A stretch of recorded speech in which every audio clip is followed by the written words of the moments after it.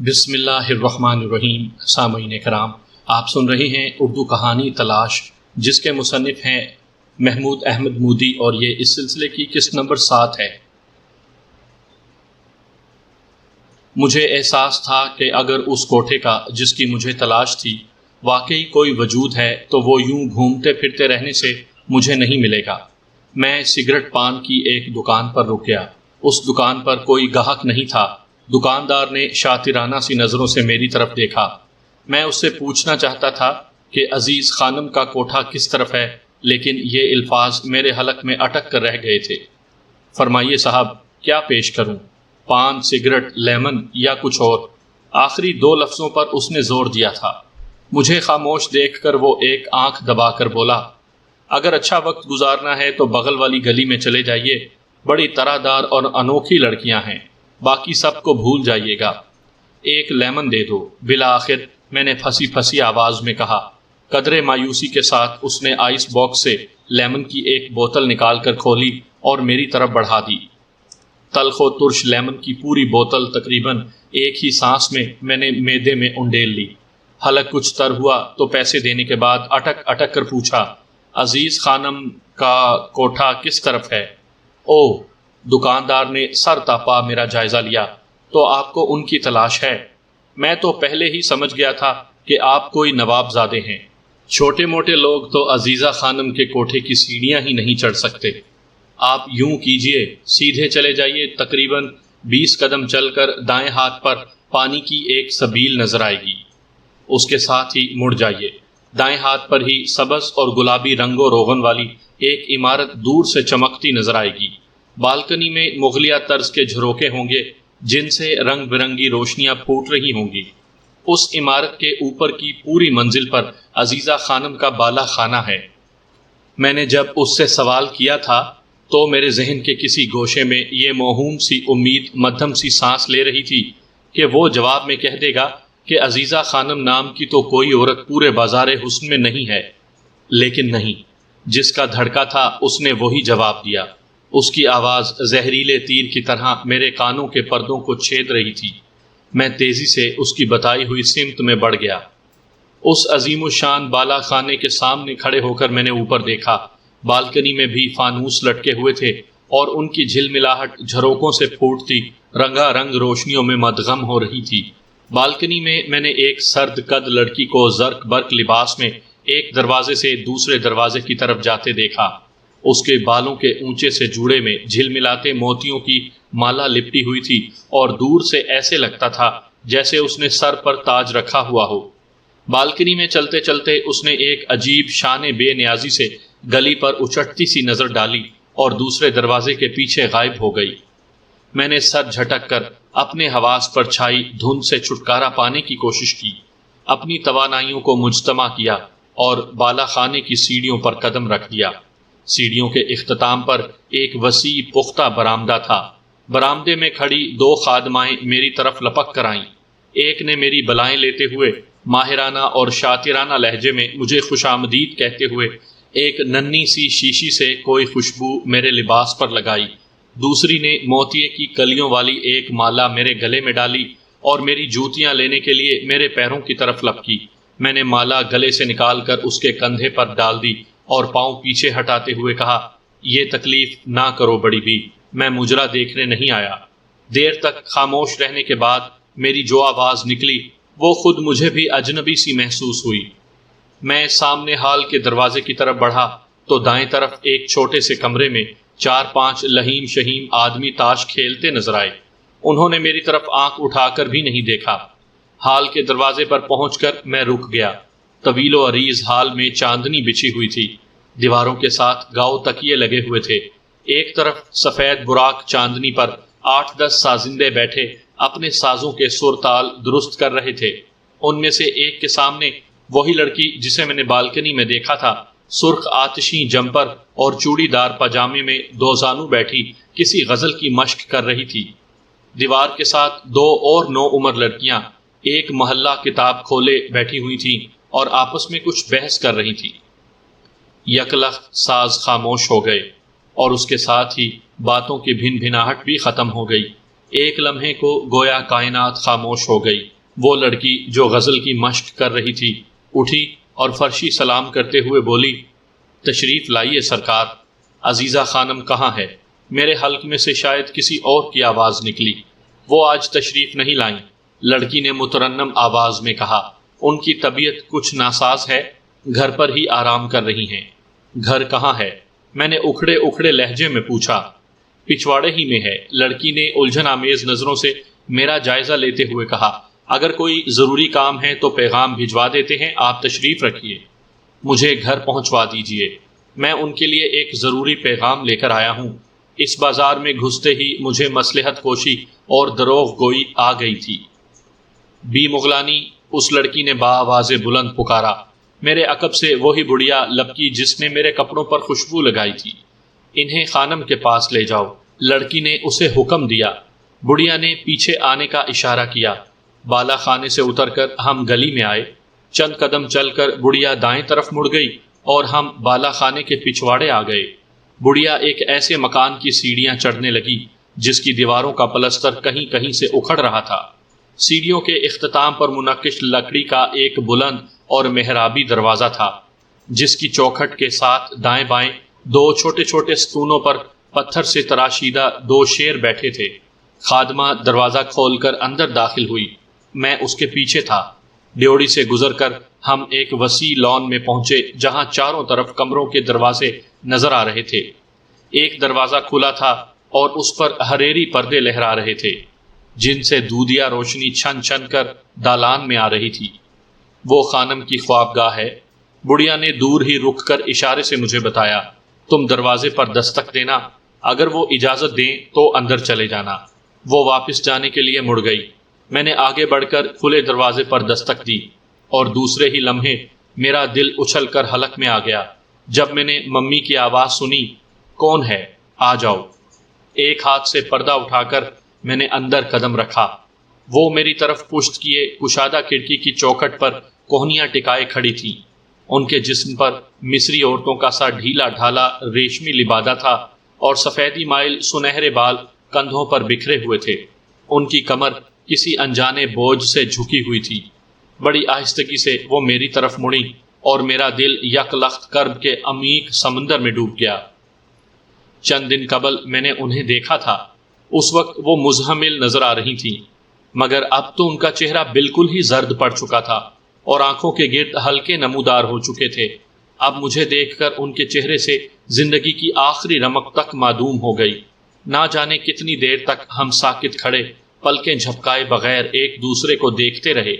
پھر انہوں نے یوں لڑکھڑا کر اونچی مسحری کے سرہانے کے تختے کا سہارا لیا، گویا ان کی ٹانگوں نے ان کا بوجھ سہارنے سے انکار کر دیا ہو۔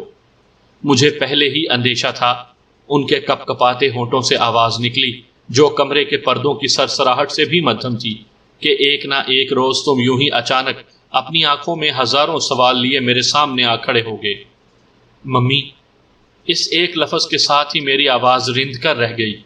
اس ایک لفظ میں میری زندگی کا تعصب، تحیر اور کرب سمٹ آیا تھا۔ میں کہنا چاہتا تھا، ممی، اتنے بڑے راز زندگی بھر کے لیے تو چھپائے نہیں جا سکتے تھے۔ پھر آپ نے کیا سوچ کر اپنے جگر گوشے کو اب تک ایک دور افتادہ اندھیری دنیا میں رکھا اور اس کے معصوم یقین اور کنواری خواہشوں کا سرمایہ بھرے بازار میں لٹوا دیا؟ یہ رسوائی بچپن ہی سے ساتھ چلتی تو شاید اتنی گراں نہ گزرتی، مگر اس اچانک انکشاف نے تو میرا حال اسی چکور کا سا کر دیا جو چاند کی طرف اڑتے اڑتے یک لخت کھائی میں آ گرا ہو۔ اچانک ممی نے سینے پر ہاتھ رکھ لیا اور کسی اندرونی تکلیف سے ان کے چہرے کے عضلات کھنچ کر رہ گئے۔ گردن کی نسیں پھول گئیں اور وہ مسحری کی پٹی پر بیٹھ گئیں۔ کانپتے ہاتھ سے انہوں نے سرہانے کی طرف رکھی ایک تپائی سے ایک چوبی صندوقچی اٹھائی، کوئی کھٹکا دبا کر اسے کھولا اور اس میں سے چمڑے کی سیاہ جلد والی ایک چھوٹی سی کتاب نکالی۔ پھر مجھے اشارے سے قریب بلایا، مگر میں اپنی جگہ کھڑا رہا۔ تب وہ مسحری پر ڈھیر ہو گئیں۔ ان کے چہرے پر پسینے کے قطرات نمودار ہو رہے تھے اور سینے پر بائیں ہاتھ کی گرفت سخت ہوتی جا رہی تھی، گویا کوئی انجانا اور ناقابل برداشت درد ہو رہا تھا۔ تب میں ان کے قریب چلا گیا۔ انہوں نے وہ کتاب سی میری بلیئرز کی جیب میں ڈال دی۔ اس نوٹ بک میں نے اپنی زندگی کی کل کہانی رقم کر رکھی ہے منصور، انہوں نے ٹوٹتے سے لہجے میں کہا، اور یہ سب کچھ میں نے تمہارے لیے ہی لکھا تھا۔ سوچا تو میں نے کچھ اور تھا، لیکن پھر اسی خیال سے کہ یہ سب کچھ لکھ کر رکھ لیا تھا کہ شاید قبل از وقت اسی طرح تم میری دہلیز پر آن پہنچو، کچھ کہنے سننے کا وقت نہ ہو یا تمہارے ذہن پر غیظ و غضب کا غلبہ ہو۔ میری اس خود نوشت میں تمہیں اپنے ہر سوال کا جواب مل جائے گا، اور پھر شاید میں تمہاری نظروں میں گنہگار نہ رہوں۔ اس میں میری وصیت بھی لکھی ہے جو تمہارے لیے بہت بھاری ذمہ داری ہوگی، لیکن اگر تم نے اس پر عمل نہ کیا تب بھی مجھے تم سے کوئی شکوہ نہیں ہوگا، البتہ میری روح بے چین رہے گی، آسمانوں میں بھٹکتی پھرے گی۔ آہ، یہ دل کا درد! ان کی گردن کی نسیں اور زیادہ پھول گئیں اور سانس گویا سینے میں اٹکنے لگی۔ ذرا سانس آئی تو وہ آنکھیں کھول کر مزمحل سے انداز میں مسکرائیں اور مجھے اپنے اوپر جھکا دیکھ کر ڈوبتی آواز میں بولیں، مجھے یوں اجنبیت سے نہ دیکھو بیٹا، میرے سینے پر سر رکھ دو، میں اب بہت تھک گئی ہوں، مجھے معاف کر دینا بیٹا، میں تمہیں منزل پر نہیں پہنچا سکی۔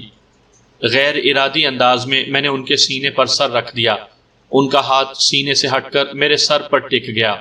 ایک لمحے کے لیے میں سب کچھ بھول گیا، میری آنکھوں سے آنسوؤں کا رکا ہوا سیلاب امٹ پڑا۔ دفعتاً ممی کا جسم یک بارگی زور سے کپ کپایا اور میرے بالوں میں رینگتا ہوا ان کا مرتعش ہاتھ پھسلا اور پھر بازو مسحری سے نیچے جھول گیا۔ میں ہڑبڑا کر اٹھ کھڑا ہوا۔ ممی کی نیم وا آنکھیں ساکت ہو چکی تھیں اور ہونٹوں پر ایک مجروح مسکراہٹ منجمد تھی۔ میں نے انہیں جھنجھوڑا تو ان کی گردن ایک طرف کو ڈھلک گئی، پھر میں نے ان کی دھڑکن سننے کی کوشش کی، دھڑکن بھی معدوم تھی۔ ایک لمحے کے لیے میں اس بچے کی طرح کھڑا رہ گیا جسے کوئی لک و دک صحرا میں تنہا چھوڑ گیا ہو۔ کمرے کی اونچی چھت میرے لیے دھوپ کا سائبان بن گئی اور قالین تلے دبا ہوا فرش ریگزار۔ اس ایک ہی لمحے میں مجھے احساس ہو گیا کہ ماں کے مرنے کے بعد انسان دنیا میں کتنا بے امان رہ جاتا ہے، خواہ ماں طوائف ہی کیوں نہ ہو، خواہ وہ ہفتے میں صرف ایک بار ہی ملنے کیوں نہ آتی ہو۔ چند لمحے پہلے میں یہ سوچ کر آیا تھا کہ اگر ماں کی پیشانی پر اس بازار کا داغ میرے لیے ناقابل برداشت ہوا تو اسے قتل کر دوں گا، اور اب میرا جی چاہ رہا تھا کہ میں دھاڑے مار مار کر روؤں۔ دفعتاً پردہ ایک جھٹکے سے ایک طرف کو سمٹا اور منہ زور سانڈوں کی طرح دندناتے ہوئے 4 لہیم و شہیم افراد کمرے میں گھس آئے۔ یہ غالباً وہی تھے جنہیں میں نے بالا خانے پر تاش کھیلتے دیکھا تھا۔ ان کے چوڑے چکلے چہرے آگ پر رکھی تانبے کی پلیٹوں کی طرح دمک رہے تھے اور آنکھوں میں خون اترا ہوا تھا۔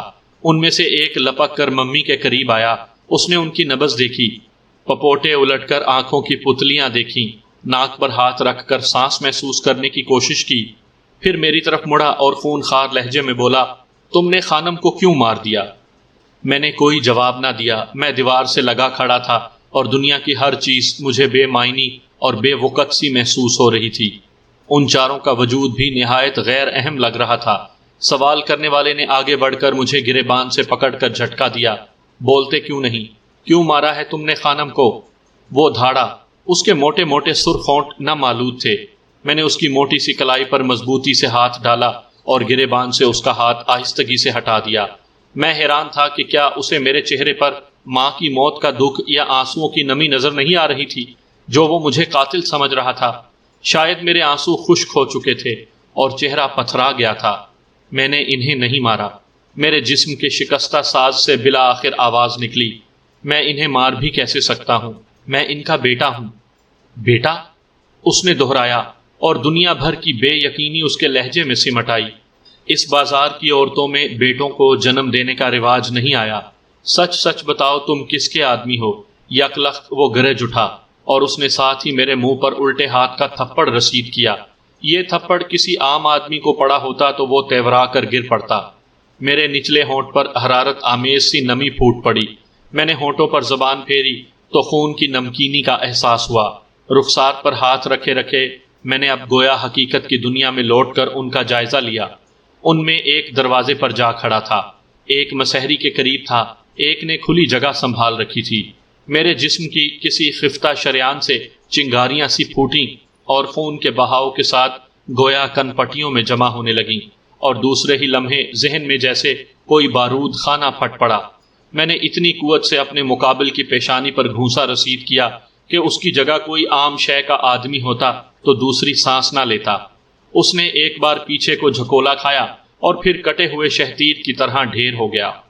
باقی تینوں عجیب و غریب آوازیں نکالتے مجھ پر جھپٹے۔ ان میں سے ایک کے بال خاصے لمبے تھے۔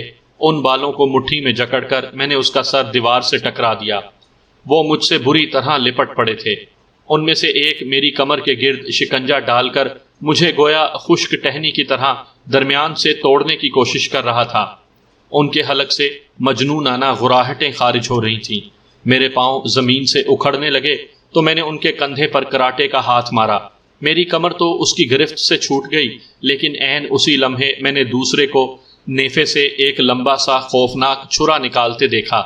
میں یک لخت پیچھے ہٹ کر دیوار کے ساتھ لگ گیا۔ پھر میں نے وہ چھرا اسی کے ساتھی کے پیٹ میں پیوست ہوتے دیکھا۔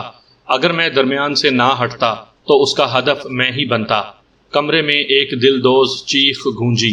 چھرے والے نے چھرا جلدی سے واپس کھینچ لیا اور سکتے کے عالم میں اس کے خون آلود پھل کو گھورنے لگا۔ دوسرا شخص دونوں ہاتھوں سے پیٹ تھامے اوندھے منہ قالین پر ڈھیر ہو گیا۔ اسی لمحے کسی نے پردہ ہٹا کر اندر جھانکا اور فوراً ہی غائب ہو گیا۔ ساتھ ہی باہر شور بلند ہونے لگا، خون، قتل، دوڑو بھاگو، سرفروش قتل ہو گیا۔ میں باہر کو لپکا تو وہ شخص گویا تنویمی سی کیفیت سے جاگ اٹھا اور وحشیانہ انداز میں چھرے سے گویا ہوا کو کاٹتے ہوئے مجھ پر جھپٹا۔ اس پر خون سوار ہو چکا تھا۔ میں نے جھکائی دے کر اس کا ایک وار خالی کر دیا اور وہ اپنے زور میں اوندھا جا گرا۔ اپنے عقب میں نے ایک بھیانک خرخراہٹ سنی۔ اس لمحے میں دروازے پر پہنچ چکا تھا۔ میں نے پلٹ کر دیکھا۔ وہ شخص نہ جانے کس طرح اوندھے منہ گرا تھا کہ اس کا چھرا اس کے حلق میں گھس کر گدی سے نکل آیا تھا۔ وہ بری طرح ہاتھ پاؤں پٹک رہا تھا۔ باہر سیڑھیوں پر بہت سے جوتوں کی دھپ دھپ سنائی دینے لگی تھی۔ پھر سپاہیوں کی وسلیں گونجنے لگیں۔ میں نے پردہ ہٹایا ہی تھا کہ سیڑھیوں پر لال ٹوپیوں کی جھلک دیکھ کر پلٹ پڑا۔ اس افراتفری کے عالم میں بھی میں یہ سوچے بغیر نہ رہ سکا کہ بازار حسن میں پولیس کتنی مستعد ہوتی ہے۔ وسیع کمرہ اس وقت میرے لیے ایک چوہے دان بن چکا تھا۔ میں دوڑ کر کھڑکی تک آیا اور نیچے جھانک کر دیکھا۔ 10-12 فٹ نیچے ایک دیوار کے ساتھ ہی ایک کچی چھت آگے کو نکلی ہوئی تھی۔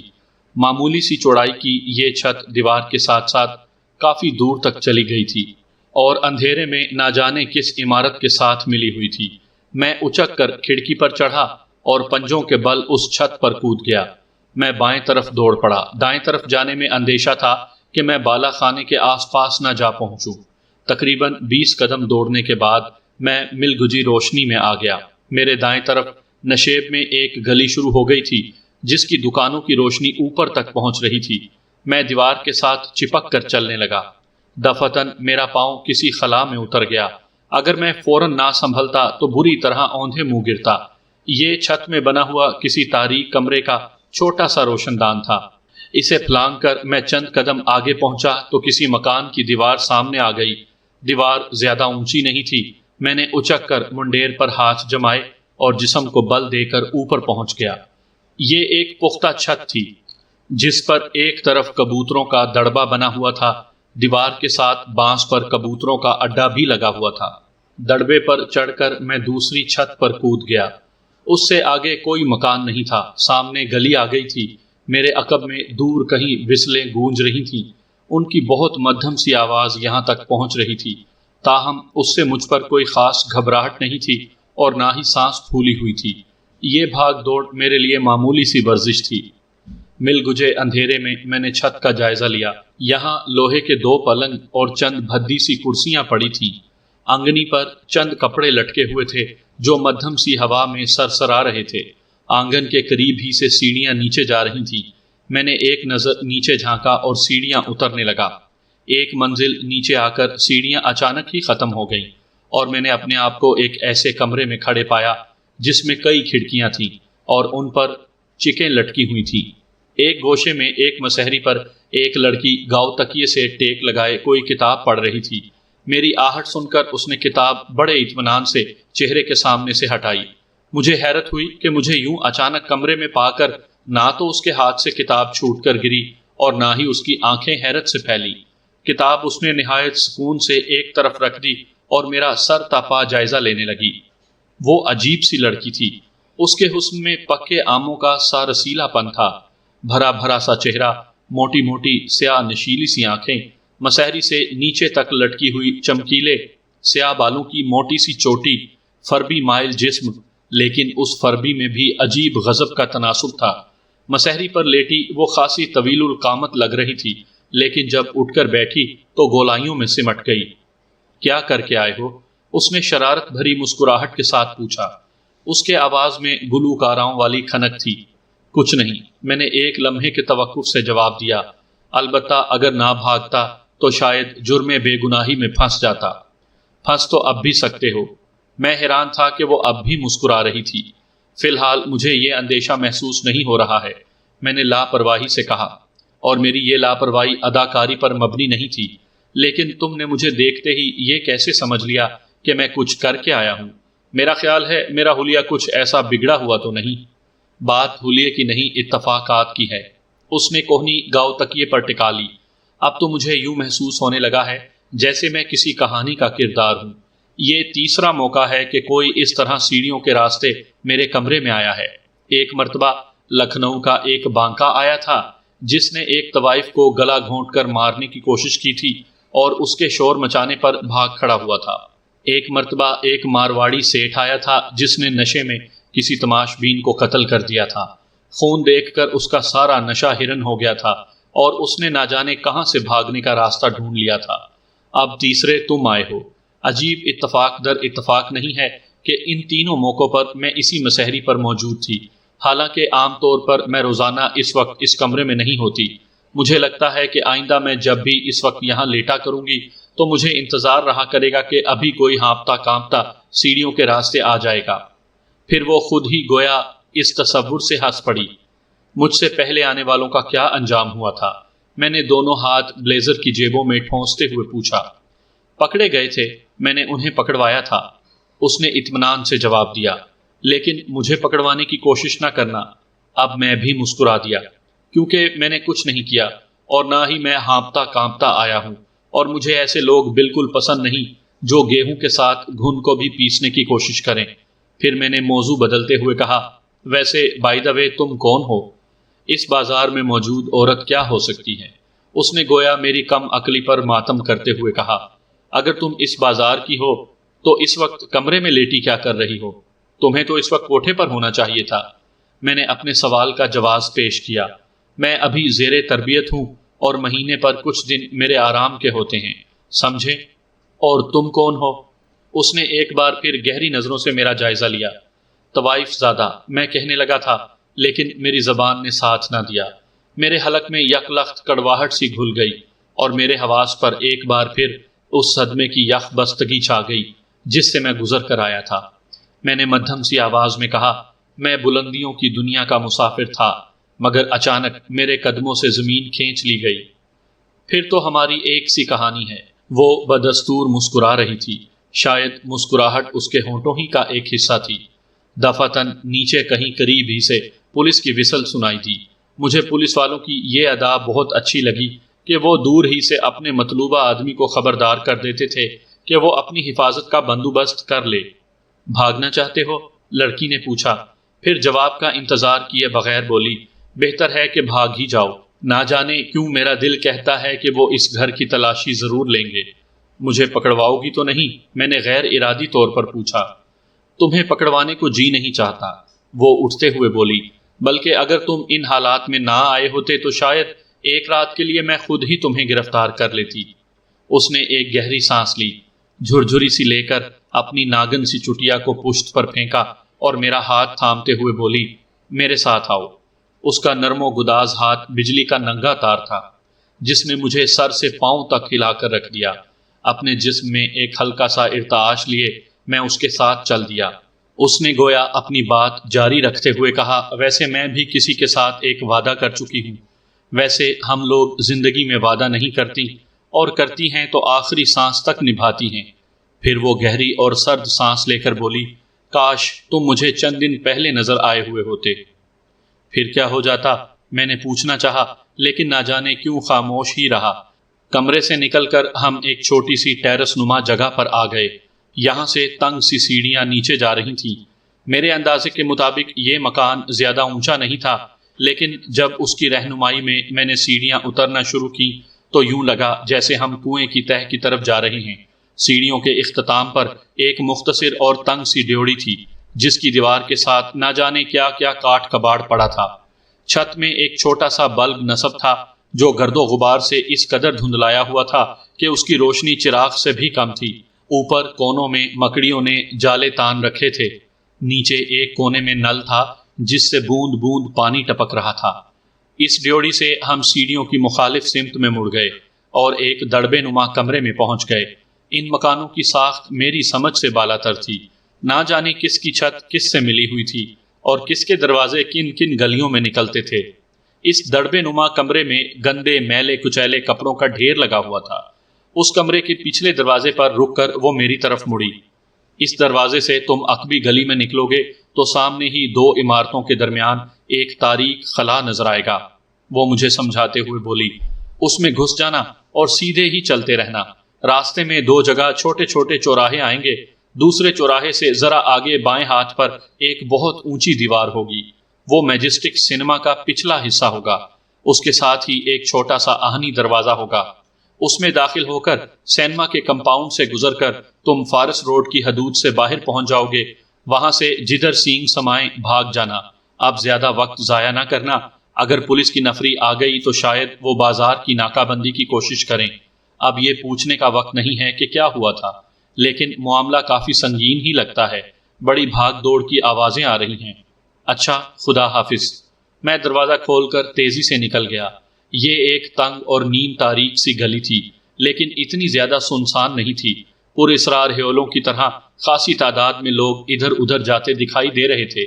میں نے محتاط نظروں سے ادھر ادھر دیکھا اور تیزی سے سڑک عبور کر کے سامنے 2 عمارتوں کے درمیان خلا میں داخل ہو گیا۔ یہ ایک متعفن اور تنگ تاریک بے قاعدہ سی گلی تھی۔ قدم قدم پر کوڑے کرکٹ کے ڈھیر لگے ہوئے تھے۔ زمین کچی اور اونچی نیچی تھی۔ اندھیرے میں سنبھل سنبھل کر قدم اٹھاتے مجھے اگلے چوراہے تک پہنچنے میں کافی دیر لگ گئی۔ چوراہے سے آگے گلی کچھ کشادہ ہو گئی اور یہاں کچھ روشنی بھی نظر آنے لگی۔ یہ روشنی در حقیقت کچھ مکانوں کی عقبی کھڑکیوں کے شیشوں سے چھن چھن کر آ رہی تھی۔ میں تیز تیز قدم اٹھانے لگا۔ راستے میں نے کوڑے کا بڑا سا ڈرم دیکھا جس کے ارد گرد بھی کوڑا بکھرا ہوا تھا۔ ڈرم سے آگے 4-6 سیڑھیاں تھیں۔ یہاں سے گلی اونچی ہو گئی تھی۔ میں تیزی سے سیڑھیاں چڑھ رہا تھا کہ سامنے سے تیزی سے سیڑھیاں اترتا ہوا کوئی شخص مجھ سے ٹکرا گیا۔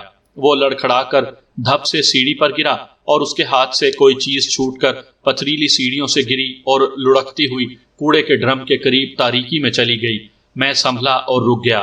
وہ شخص فوراً اٹھ کر دیوانوں کی طرح ڈرم کی طرف لپکا۔ کہاں گئی کہاں گئی؟ وہ بآواز بلند مجھ سے پوچھ رہا تھا۔ کیا چیز؟ میں نے ملائمت سے پوچھا۔ اس نے کوئی جواب نہ دیا اور میری طرف پیٹھ کیے گھٹنوں کے بل زمین پر گر کر اندھیرے میں یوں ہاتھ مارنے لگا گویا اس کی عمر بھر کی کمائی کھو گئی ہو۔